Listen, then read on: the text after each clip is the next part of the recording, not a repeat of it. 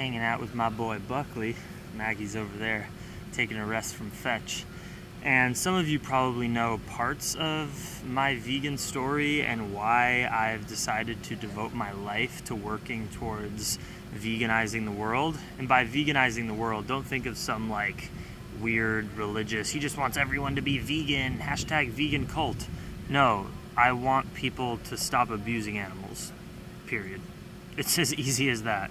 I think that if you love dogs and you love cats, then you should also love snakes, cows, chickens, pigs, etc. because living beings are living beings, and to discriminate based on species or race or color or whatever is a form of prejudice.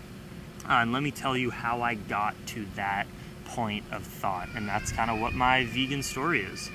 So when I was growing up, when I was little, I was an animal kid. That's all I cared about. I was obsessed with animals. I didn't care about fire trucks or cars or guns. I read books about reptiles and amphibians. I had birthday parties like when I was 4 years old and 5 years old where, you know, my mom hired some company, which is super unethical, to come bring like boa constrictors and lizards to all my friends so we could just hang out with animals. I chased western fence lizards all around my backyard. I collected frogs in streams around LA. I was obsessed. That's all I cared about. And so when I was about 6 years old, I started asking my parents if I could get a pet snake. That was, hey Maggie, Maggie. I think Maggie's ready to go. Hey! Yep. Boom! There she goes, my girl. So yeah, when I was starting probably from 5 or 6 years old, I started begging my parents, can I get a snake? And my mom's response was, I'll move to the Four Seasons Hotel if you get a snake. No way are you getting a pet snake in our house. And I was also 5, so she didn't think I could take care of it. But somehow, after reading books and convincing my mom, for my 9th birthday, I was in the 3rd grade, and on November 12th, 2001, the day before my 9th birthday, which is November 13th, my mom took me to Scales and Tails, my favorite reptile and amphibian pet store in Burbank, California, and we went and bought Bill. This tattoo sleeve I have is in honor of Bill, my pet snake that I got for my 9th birthday. Bill was 7 days old and about this big, like a little worm. And Bill turned into getting another, getting one snake, Bill, turned into the next year getting a leopard gecko. Then I got a crested eyelash gecko. Then I got 2 red-eared slider water turtles. And then I got 2 parakeets. And then I got a saltwater fish tank. And then I got a tarantula. And then I got a Jackson's chameleon. And was there anything else? That was pretty much it. At one point, by the time I was 13 years old, I had a zoo. No, probably, yeah, maybe 13. I literally had a zoo in my room in Los Angeles. This wasn't even just in my house. Here, Buckley, you can go roam. This was in my room. And all of my friends knew that when school was over, Jackson doesn't go and he can't hang out or go skateboard or play video games, whatever, with everyone else. Jackson goes home for like 2 to 3 hours and cleans, feeds, and hangs out with his animals. Because I had all this responsibility of these beings, which were in glass cages, by the way, tanks, in my room. And I loved it. It was my full-time job. I loved playing with them and taking care of them. And around probably 13, 14 years old is when I started to think about, hey, should I stop eating animals? If I love all these animals so much, oh my gosh, this is so terrible, I eat them all the time. And when I was 14, I decided to become a vegetarian. I realized you don't need like a membership card or anything to become a vegetarian. You can just wake up one day and do it and stop eating animal flesh. And I was so excited. It became a part of my identity. I was the animal lover who didn't eat animals. I also did hey Maggie! I also did no research because I was 13 years old and I didn't know. I just thought, dairy and eggs are fine, right? The animal doesn't have to die, so I thought. So I'm just not going to eat animal flesh. And that's what I did from the age of 14 to 19. But I should also mention that around that time of 14 years old, when I started to realize I didn't want to eat meat, I also started to realize what I had really created in my room. This zoo that I thought I was loving these animals and respecting them and taking such good care of them, I started to realize that the whole principle of owning and confining living beings for your entertainment and having these beautiful wild creatures, I mean, they were all captive bred, but theoretically could be in the wild, having them in a cage, in a tank their whole life, not only is it like kind of sad, it's literally the opposite of what I wanted for animals. It was imprisoning animals and confining them in these small little tanks and cages. And I started the process of reversing what I had done and figuring out if I could bring some animals to like sanctuaries. And I found a turtle pond where there were hundreds of red-eared slider turtles, and I released them into the pond. I figured out a wild place for my parakeet to go. I gave the saltwater fish tank to the guy that cleaned the fish tank because I didn't want that in my room, and I didn't want to be responsible for confining these animals anymore, and it just made me so sad. And then some animals died, of course, and I was left with just Bill.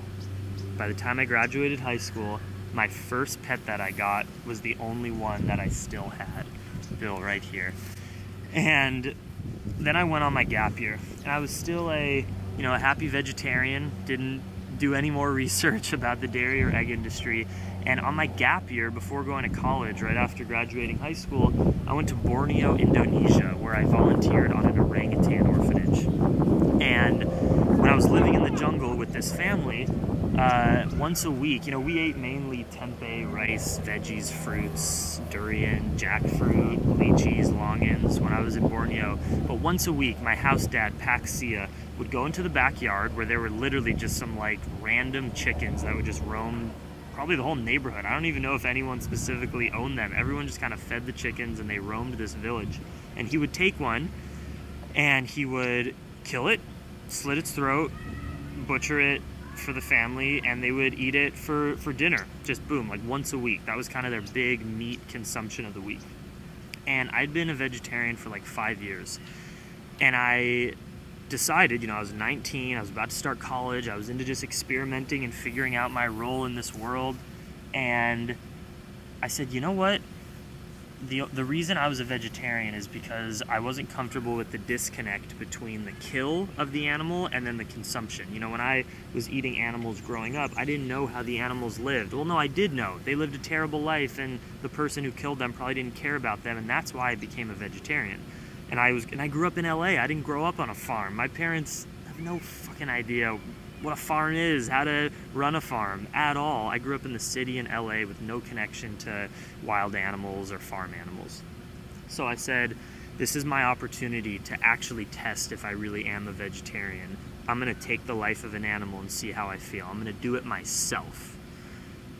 Which still to this day, I respect that choice, because a lot of people eat animals that they find packaged and killed in a grocery store, but they'd never do it themselves. Well, you're just paying someone else to do it. It's even worse, actually, because you're disconnecting from the violence that you're committing. So I said, I'm going to do it, and I'm going to see how I feel about it. So Paxia led me through the whole process. I grabbed a chicken who was just rummaging on the ground. It was eating bugs, breathing, looked like it was having a great time. I pressed it in between my legs, like this, right here. He told me to grab its head. Obviously, it was freaking out at this point, the animal. I grabbed its head, I took a knife, I slit its throat. The blood drained out for maybe 2 minutes as the animal was flinching, and it was super traumatic. And then he said, okay, you can lay it on the ground. I dropped it on the ground, and I watched the chicken for about 5 minutes take its final breaths, probably in pain. And then I soaked it in hot water. I defeathered the animal. Good Buckley. I butchered it. I cut off its head. I cut off the feet. I gutted it. Keep in mind, this is in a village in the jungle in Borneo. It was so hot. There were flies and maggots everywhere. Sorry, I gotta show you this. It's just too freaking cute. It smelled so awful. It was hot. I was disturbed at what I had just done and witnessed, but I said, I gotta follow through with this process. And my house mom then helped me butcher it into the kind of edible portions, and then she showed me the recipe and we cooked it, and then we ate it. When I ate the chicken, keep in mind, this isn't, you know, what's a Chick-fil-A with spices and MSG and salt. I mean, they ate it with some ginger and a little sauce and just ate the chicken. And of course, it tasted absolutely disgusting. It was, you know, I hadn't eaten it in so long. I did not like how it tasted when I ate it. It gave me a stomach ache because I hadn't eaten animal flesh in many, many years. One sec, I want to just reposition the camera to get the gloriousness. Maggie's over there, my pup, chilling. And look at Buckley. Glorious Buckley. He is such a king. He really is. So, pretty much the experience went, I killed an animal that was living and having a good life. It was traumatic. I ate it. It gave me a stomach ache, and I knew in my mind it also wasn't healthy. So then I woke up the next day and said, oh, I'm 100% a vegetarian. That was just a terrible experience. I didn't get anything positive out of that experience. It was only traumatic, disgusting, and didn't even make me feel good. So at least I knew. But that started a whole new journey of questioning all the other practices in my life. Are dairy and eggs okay? Is fish okay? And that led me along the journey of studying nutrition. And honestly, I ate animals for a few more weeks after. I'll be totally honest. I experimented. I read paleo books. Oh, well, maybe if I just do them cage-free, whatever. And I learned anything. I did not have a vegan bias. You can ask my mom if you ever meet her. I even came home from Indonesia and I found a butcher shop that claimed they did it ethically, and I ate meat for a few weeks after that, just figuring out what is the most practical diet. I started to get into nutrition, into sustainability. This was right before entering college. Then I read the China Study, watched Forks Over Knives, watched Earthlings, and of course, done deal. It was so clear to me that the most ethical thing for the animals, for your human body, and for the planet is to be vegan and to live a plant-based diet and to honor that we are frugivores, we are herbivores, human beings. We do not have the intestines that carnivores do. We have taste buds and receptors for sugar, for carbohydrates, which true carnivores like cats do not have. We see color, unlike cats and dogs. Buckley's doing his reverse sneeze. Dogs do that. They can't see color, but we can, us herbivores, because we're meant to spot berries and fruits and things like that, colorful, sugar-rich, sweet carbohydrates. And it was so clear to me from an ethical standpoint, but also from health and nutrition, that it was the way to go. Hey, Maggie.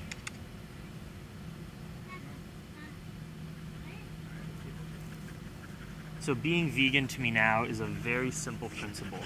It's the notion that animals are living beings just like humans, dogs, cats, cows, chickens, pigs are the exact same. They're living beings with the intention to live their authentic self, whatever it is. A cow wants to be a cow, a dog wants to be a dog. And when you interrupt that through confining animals, through abusing them, exploiting them, keep in mind all of these animals can feel pain. Not only physical pain, but emotional pain. I've worked on farms. I've seen baby goats be removed from their mothers at birth so that humans could extract their milk. And I've heard the screams and cries, and it's the exact same cries and screams from a mother cow or goat that a human mother would have if upon birth someone took away their baby forever. It's so wrong that I've decided to devote my entire life to educating people and inspiring them to rewrite these wrongs, because I don't think any human being likes animal suffering.